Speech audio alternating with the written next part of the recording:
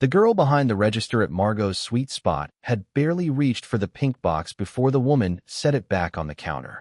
A custom sheet cake, page written across the top in lavender frosting. The woman said she needed to cancel. Her voice was level, practiced, the kind of calm that costs something to hold. The girl asked if there was a problem with the design. There was no problem with the design. The woman signed the cancellation slip, her hand unsteady enough that the pen skipped on the second line, and thanked the girl without meeting her eyes. She was through the door before the receipt finished printing. Trent Lawson stood 6 feet away with a cup of espresso going cold in his hand, watching the door swing shut, and something in what he'd just seen, the rigid composure, the hand that told a different story, held him in place longer than it should have. What happens next in this story doesn't unfold the way you're expecting. Stay with it until the end. What she actually lost that afternoon wasn't a cake. Trent didn't know her name. He didn't know why she'd canceled the order or what had made her hands shake while the rest of her stayed so carefully still. But he recognized the shape of it. A person holding the edges of something together in public because there was no other option. He'd worn that same posture himself, more times than he liked to count, during a stretch of months he still didn't talk about. He waited until the woman's car had pulled out of the gravel lot, then walked to the counter and asked Margot if the order could be reinstated. Same cake, same name on the ticket. He'd cover the full cost. And he'd appreciate it if Margot didn't mention who'd done it. Margot studied him over the top of her reading glasses the way she studied everyone who asked for something unusual. Trent came in most mornings, ordered an espresso, paid cash, said little. She knew he did boat restorations down at the harbor, knew he had a boy who sometimes sat on the bench outside kicking his legs and talking to every dog that walked past. Beyond that, she didn't know much. She pulled the cancellation slip back out of the register tray and copied the delivery address onto a fresh ticket. Outside, Max was sitting exactly where Trent had left him, in a stripe of afternoon shade on the wooden bench, a half-finished juice box balanced on his knee. 7 years old and unable to let the world pass without narrating it. A pelican had just stolen a piece of bread straight off a man's sandwich at the outdoor table across the street. A woman was trying to parallel park a boat trailer and had given up twice. A cat was sitting on the hood of a truck that wasn't running, and Max wanted to know if the cat knew the truck wasn't running or if it just didn't care. Trent listened the way he always listened, half present, half somewhere else, and loaded Max into the truck and drove home to the cottage on Bay Street. A narrow 2-story clapboard he'd bought for cash 11 months ago, the month after they'd left Atlanta. The place had needed everything. New subfloor in the kitchen, a roof that leaked in 3 places, plumbing that groaned every time a faucet opened. He'd told the neighbor at the marina he liked working with his hands, and that was true as far as it went. What he didn't say was that a house needing this much repair had been the whole point. Something with visible problems and fixable answers, unlike the life he'd stepped away from, where the problems had no edges and the answers kept shifting. He made dinner while Max did homework at the kitchen table. Macaroni from a box because it was Tuesday, and Tuesday was macaroni, a rule Max had established 6 months ago, and Trent had never seen a reason to overrule. After Max went to bed, Trent sat on the screened porch with a glass of sweet tea he didn't finish, listening to the marsh settle into low tide, and thought about a woman whose name he still didn't know and whose face he probably wouldn't recognize if he saw it again.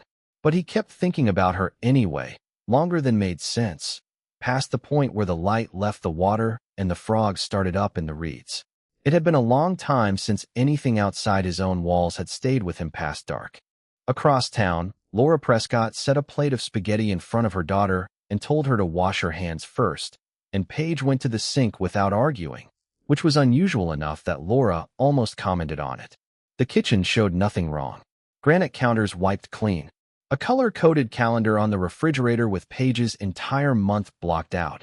Dance class Mondays and Wednesdays, soccer Saturday mornings, the recital celebrations circled in green marker for the coming weekend. Everything in order. Everything under control.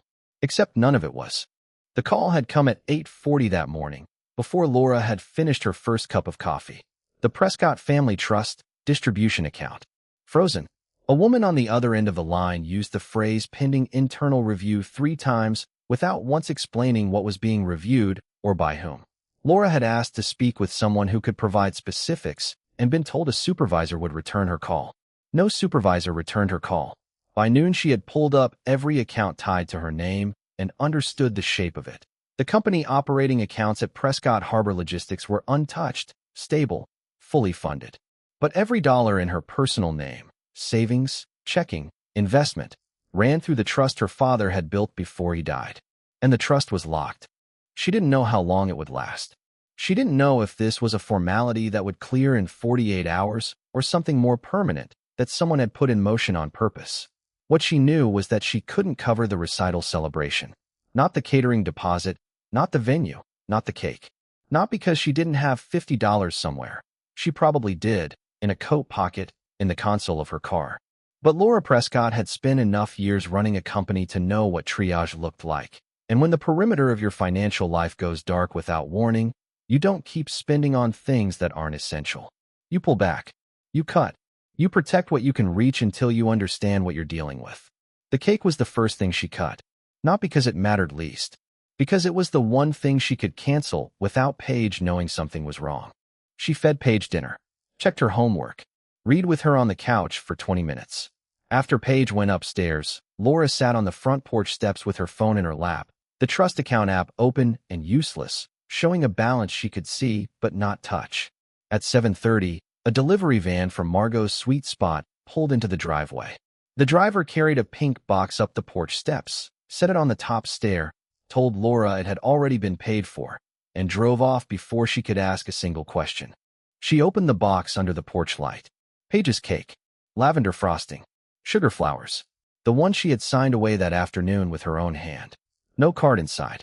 No name on the receipt. Laura stayed on the porch a long time after that, the box balanced on one palm, the porch light catching the edge of the lid. Her jaw tightened, and she pressed her lips together and looked out at the empty street and held very still, the way a person holds still when the only alternative is falling apart in a place where someone might see. Upstairs, Paige's bedroom light was already off. She never knew the cake had been canceled. She never knew it had come back. That was the entire point. Now here's where most people think this story is going in one direction. It's not.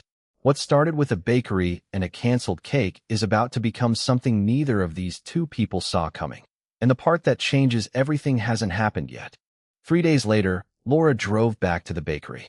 She told herself she was going to settle the bill, to pay back whoever had covered the order, though she already knew, walking through the door, that the bill had been handled.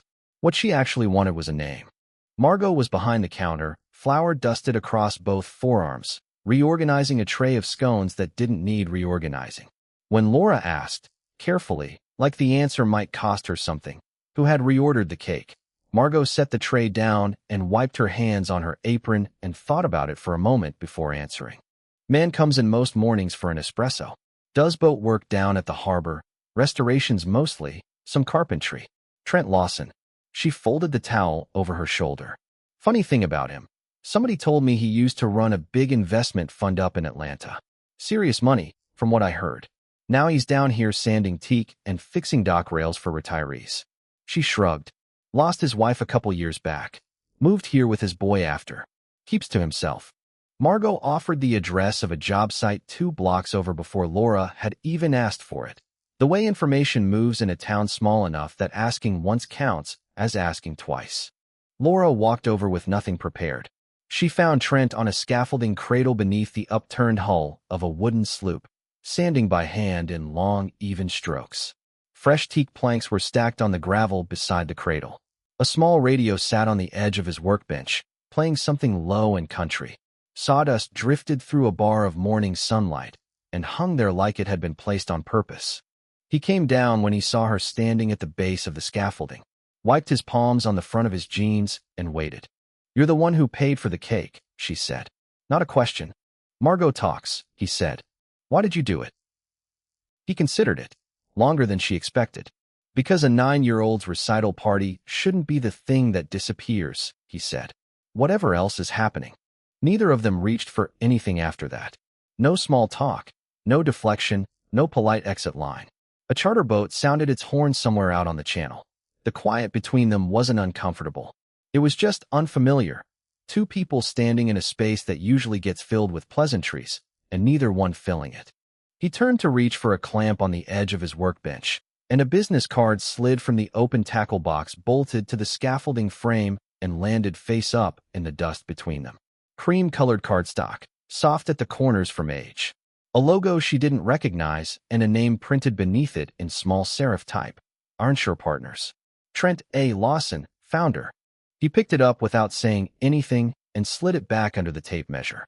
Laura didn't ask about it, though the question sat right behind her teeth. She thanked him again, mentioned that Paige had loved the cake, and walked back toward her car with a single thought lodged in her chest the whole way. What does a man who founded an investment fund want with a sanding block and a sailboat hull in a town like Beaufort? She didn't have an answer. She wasn't sure she'd earned one yet, and something about not having earned it made her want it more. Behind her, Trent watched her go, then looked down at the tackle box like it had sold him out. He hadn't shown that card to anyone in 2 years. He hadn't meant to show it now. He tucked it to the bottom of the box, beneath the caulk gun, and climbed back up the scaffolding, and told himself it didn't matter that she'd seen it. The following Tuesday, Victor Payne convened an emergency session of the Prescott Harbor Logistics Board of Directors. 8 seats around the conference table. Laura's at the head only because her father had occupied it for 3 decades before her, and no one had moved the nameplate after she took over. Victor stood rather than sat, his habit when he wanted the room to feel like a proceeding rather than a discussion. He opened with a sentence Laura had heard variations of before. I want to be clear that nothing I'm presenting today is personal. He laid out numbers. A container shipment delayed in February that cost the company a penalty fee. A freight client in Jacksonville who'd moved to a competitor. A quarterly cash position he characterized as fragile without specifying fragile compared to what. He did not mention that the Jacksonville client had returned 2 weeks later after Laura called them directly and renegotiated the contract at better terms, a fact he had access to and chose not to share. He proposed a formal governance review of the CEO's operational decisions, a temporary suspension of her executive authority during the review period, and, separately, a request that the board formally ratify the trust disbursement freeze he had already initiated in his capacity as co-trustee of the Prescott Family Trust, a role Laura's father had appointed him to 18 months before his death. That last detail landed in the room differently than the rest. Laura understood it now. The morning phone call, the frozen accounts, the supervisor who never called back. Victor hadn't requested the freeze through the bank. He'd triggered it himself, using the authority her father had given him, and now he was asking the board to put its name behind what he'd already done. Laura watched 3 board members nod before she had finished her response, and she understood, with a clarity that felt more like weather than thought, that this conversation had taken place before today, in rooms she had not been invited into. She kept her voice even anyway, the way her father had taught her to hold a losing position, slower instead of louder, and walked the board through the numbers Victor had presented, correcting the ones he'd left incomplete, noting the Jacksonville return he'd omitted. It landed, but not enough. Across the table, Beth Calder sat with a legal pad she hadn't written a single word on. She caught Laura's eye for half a second, something careful and deliberate in the glance, a warning without language, and then looked back down at the pad before anyone else noticed. The board didn't vote that day. They scheduled the formal vote for 3 weeks out, to allow for what Victor called a thorough review, which Laura understood to mean 3 weeks for Victor to build his coalition, and 3 weeks for her to either find something strong enough to stop him or lose the company her grandfather had started on a single barge contract 76 years ago. She sat in her car in the parking garage for a long time afterward. Her grandfather's original charter agreement, a document she kept in the glove compartment for reasons she had never tried to explain to anyone, lay open on the passenger seat beside her. Through the concrete wall of the garage, she could hear the port working the way it always worked. Cranes lifting containers off a vessel, hydraulics cycling, the ordinary machinery of a business that didn't know what had just happened 3 floors above it. That same afternoon, Trent's phone buzzed on the edge of his workbench while he was up on scaffolding running a planer along a hull seam. The name on the screen was one he hadn't seen in 2 years. Keith Sumner, the attorney who'd handled compliance and disclosure filings for Arnshaw Partners back when Arnshaw Partners still existed as something more than a worn business card at the bottom of a tackle box. Somebody mentioned your name in connection with the Prescott Harbor situation, Keith said. Thought you'd want to know people are still talking. "I'm not involved in any of that," Trent said. And he meant it. He went back to the planer and didn't think about it again until that night, lying in the dark with the window cracked, Max breathing evenly in the next room. The name Prescott Harbor surfaced again, uninvited, and wouldn't go back under. He lay there trying to work out why a company he had no connection to kept circling back to him, and arrived at only one honest answer, and the honesty of it didn't make it easier. He got up once, quietly, and stood in the hallway outside Max's door, listening to him breathe. A habit he still hadn't broken, though the boy hadn't needed checking on in years. Whatever he decided to do about Prescott Harbor, it would reach into this house. And Trent had made himself a promise 2 years ago that nothing from his former life would be allowed to do that. Paige's end-of-year dance recital fell on a Friday evening at the Beaufort Elementary Auditorium, and Owen's, Max's, class had a short skit in the same program. Neither parent had coordinated with the other. But Max had told his teacher his dad would be there, and Paige had told her mother the same thing.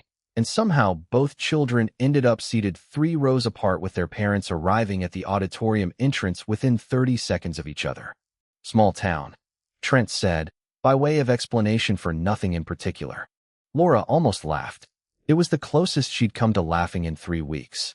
They sat together because the good seats were gone by the time they got inside, not because either of them planned it. And for 40 minutes they watched their children perform with the specific combination of pride and mild embarrassment that every parent in the room recognized. Paige forgot half her choreography during the second number and invented something better on the spot, fluid and unplanned, and the audience loved it. Trent laughed hard enough that Laura looked over, and whatever passed between them in that glance was easier than either of them had expected coming in. Afterward, in the parking lot, they talked. Real conversation, not the careful, measured exchange they'd had at the boatyard. The sloop he was restoring, a 1962 Hinckley Bermuda, stripped to the frames, probably another year of work. Paige's ongoing campaign for a cat, a seafood festival that set up along the waterfront on Saturdays that neither of them had been to in months. It stayed light. Nobody touched anything that resembled the last 3 weeks. Laura didn't ask what a man sanding boat hulls used to do with an investment fund. Trent didn't ask what a woman who mentioned working at the port actually ran. Their hands nearly collided reaching for the same auditorium door on the way out. Both of them pulled back half a second faster than the moment required, the kind of overcorrection that communicates more than contact would have. Neither mentioned it. Both thought about it for the rest of the drive home. That night, after Paige was in bed, Laura sat at the kitchen table with her laptop and searched Ironshore Partners. Most of what came up was dead links and stripped-down archive pages from financial journals, the kind of digital remains a company leaves behind when it folds quietly instead of collapsing publicly. One line from an old Atlanta Business Chronicle piece stayed with her longer than the rest. Founder Trent Lawson has stepped back from day-to-day operations following a personal loss, with no confirmed timeline for return. She closed the laptop without reading further. It felt like opening a letter addressed to someone else. But she noticed, brushing her teeth, that she was still thinking about the auditorium door and not about anything else that had happened that day. If you think you know where this is headed, hold on. The part of this story that actually matters, the part that changes what both of them thought they knew, is still coming. 2 weeks before the scheduled board vote, Victor organized what he called a community appreciation reception down at the port. White tents pitched along the main pier, a local band set up near the crane yard, a catered table long enough to seat 40. There were more reporters present than the event justified, and Victor moved among them with the ease of a man who'd rehearsed his talking points in the mirror that morning. He used the phrase steady stewardship 4 times in the first hour, always with one hand resting on someone's shoulder. Laura was expected to speak. She'd been given less than an hour's notice. She stood at the makeshift podium with no prepared remarks and kept it short. She thanked the dockworkers and forklift operators by name where she could remember them, mentioned her grandfather's barge lease the way she always did when she needed the room to remember whose company this actually was, and sat down. The applause was polite. It sounded more like relief than conviction. She caught Victor clapping along with everyone else, and the expression on his face didn't match the motion of his hands. Trent was 200 yards down the pier. He'd been contracted to replace a section of decking that had been rotting since before anyone had thought to throw a party on top of it.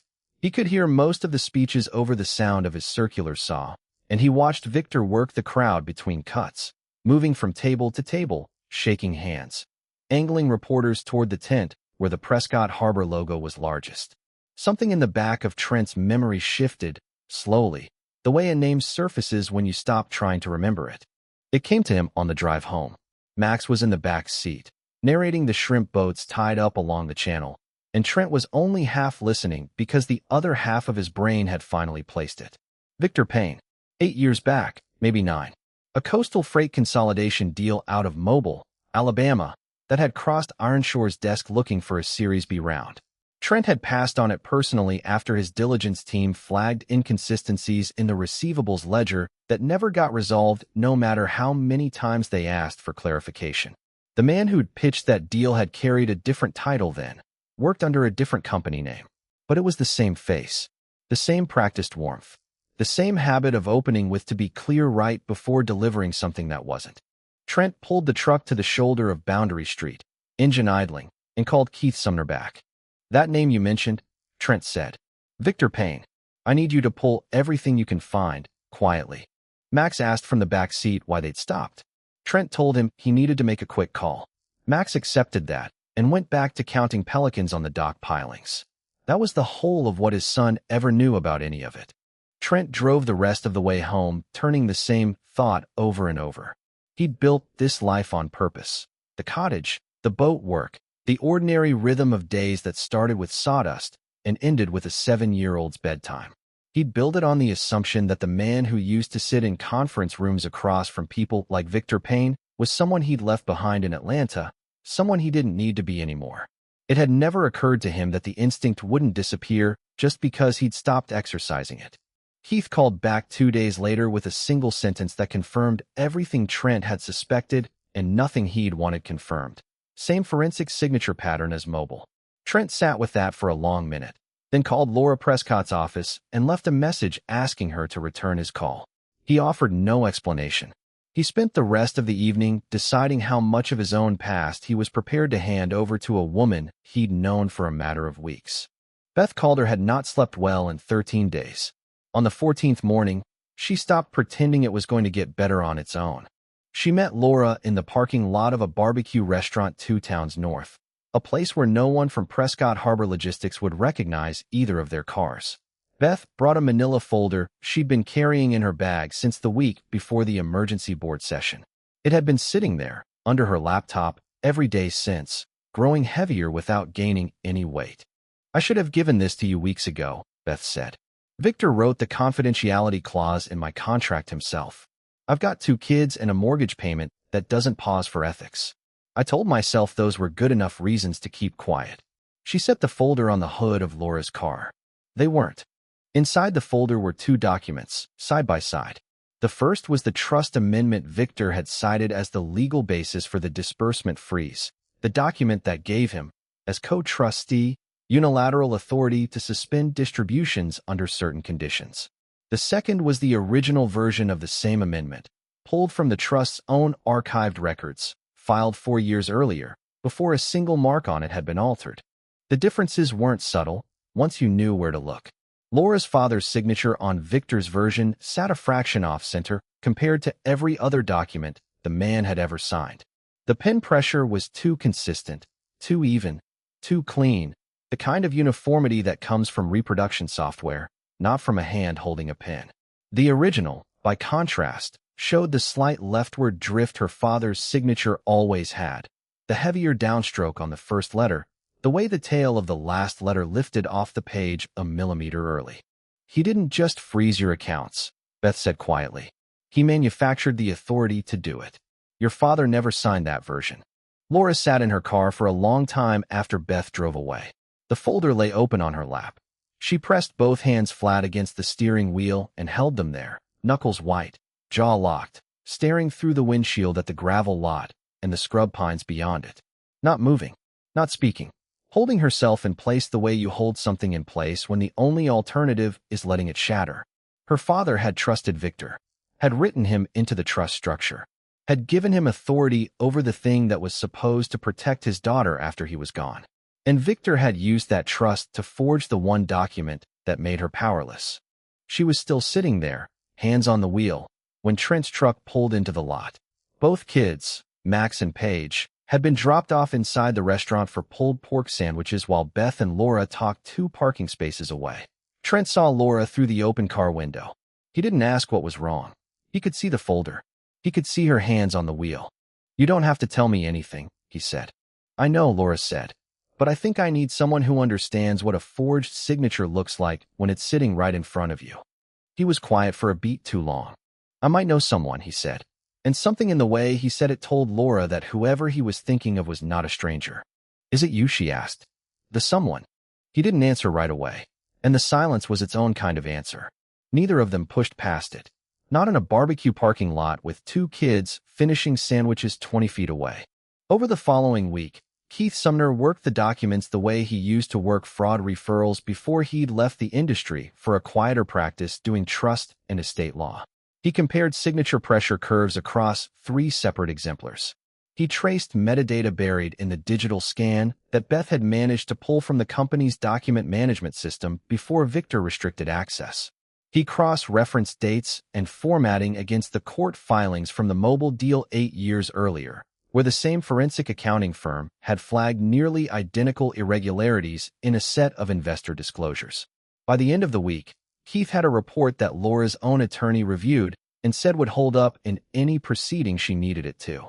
Before the vote, Laura added Trent to the session agenda as an outside consultant presenting findings relevant to the governance review. She didn't know exactly what he planned to say. She knew the report was real. Vote day arrived the way scheduled things arrive. On time, regardless of whether the person who scheduled them is prepared for what happens at them. 8 board members took their seats. Victor stood, the way he always stood, and began laying out his case for formalizing the suspension of Laura Prescott's executive authority. He was 3 sentences into his opening when the conference room door opened and a man in dock shoes walked to the front of the room. There was teak dust on his forearms and a faint line of it across the front of his shirt, and he carried a single-bound report in one hand. "My name is Trent Lawson," he said. "Some of you may know me as the man restoring the Ashford sloop down at the harbor. What most of you won't know is that before I came to Beaufort, I founded and ran an investment fund called Ironshore Partners out of Atlanta, and that 8 years ago, my diligence team flagged signature and ledger irregularities in a deal this man," he looked once at Victor, "was raising capital for out of mobile. We declined to invest. The irregularities were never explained. I have a forensic document examiner's report showing the same pattern in the trust amendment Mr. Payne submitted to this board 3 weeks ago." Laura sat very still in her chair at the head of the table. She watched a man she'd sat next to on a gymnasium bench become, in the space of 40 seconds, someone she hadn't fully understood she'd been standing beside. The oldest board member, a woman who had served alongside Laura's father for 11 years, asked Trent directly why he was choosing to involve himself in a company he had no formal stake in. "Because I watched a woman cancel her daughter's recital cake because someone made sure she couldn't cover it," Trent said. "And then I watched that same someone stand at a podium talking about steady stewardship. I don't own shares in this company. I don't sit on this board. But I have a clear opinion about what it looks like when someone does that to a family." Victor asked who had authorized this man to enter a closed board session. Laura answered she had. One board member, a man who had been nodding along with Victor during the emergency session 3 weeks earlier, raised his hand and asked for a 10-minute recess to read the full report before any vote was taken. The request was granted. The room went silent. 8 copies of Keith's report passed hand to hand around the table. Pages turned. Someone exhaled slowly through their teeth. The man who'd asked for the recess read the section on signature analysis twice. When the vote came, it was not close. 7-1. The board moved to remove Victor Payne from his position and strip his co-trustee authority pending a full independent investigation, and to immediately restore Laura Prescott's complete executive authority and trust disbursements, effective that hour. Victor voted against his own removal. No one else did. He gathered his folder and left the room without looking at anyone, the kind of exit a person makes when they've already begun rehearsing what they'll say about it later to someone who wasn't there. If you've made it this far, you already know this isn't really a story about a board vote. Stay for what comes next. The week that followed moved the way things move once something that's been pressing down on a room for weeks finally lifts. An independent investigator was retained by the board within 2 days. Victor's access to company systems was suspended by close of business. 2 freight clients who had quietly begun exploring other shipping partners called Laura directly to say they were staying, now that they understood the picture behind the numbers Victor had been presenting for months. Board members Laura had known since childhood shook her hand in the hallway like they were meeting her for the first time, and in a certain way they were. The woman who had walked into that conference room unsure whether she'd still have a company by lunch was not the same one walking out of it. Trent stood near the stairwell at the end of the hall, not part of the handshakes, not part of the congratulations, just standing there with his hands in his pockets, waiting to see if she'd want him to be. Laura found him there after the hallway cleared. "You could have told me," she said. "Not angry, just tired, just honest. I know. Why didn't you?" He leaned against the wall and looked at the floor for a moment before he looked at her. "When my wife died, I didn't want Max growing up around what money turns people into when there's enough of it on the table. I didn't walk away from Ironshore because I was ashamed of it. I walked away because I didn't like who I was becoming while I was close to it." He paused. "I wasn't hiding from you specifically. I was just out of practice being that version of myself. Most days I still am." Laura didn't say anything for a moment. Then she reached over and took his hand, held it for 3 seconds, maybe 4, and let go. "Thank you," she said, "for the cake. And for today. You would have gotten there without me," Trent said. "Maybe," Laura said, "but I didn't have to find out. That matters, even if the ending would have been the same." Down the hall, Beth Calder was already fielding calls from 2 local reporters and managing both conversations without missing a beat. The kind of quiet competence Laura made a note to recognize properly once the dust finished settling. That night, Laura sat on the edge of Paige's bed after lights out, and when Paige asked why she seemed different, lighter, maybe, or less far away, Laura told her that a few things at the office had gotten simpler. Paige accepted that the way 9-year-olds accept most things adults tell them, and rolled over and fell asleep without knowing that anything else had ever been wrong at all. The story made the Beaufort Gazette 2 days later, a short piece in the business section about a governance dispute resolved and a family-owned logistics company continuing under its founding leadership. Trent's name appeared once, in a single sentence, with no photograph attached. He read it standing at his kitchen counter with a cup of coffee going cold beside him, and felt, for the first time in 2 years, that being visible hadn't cost him anything he wasn't prepared to spend.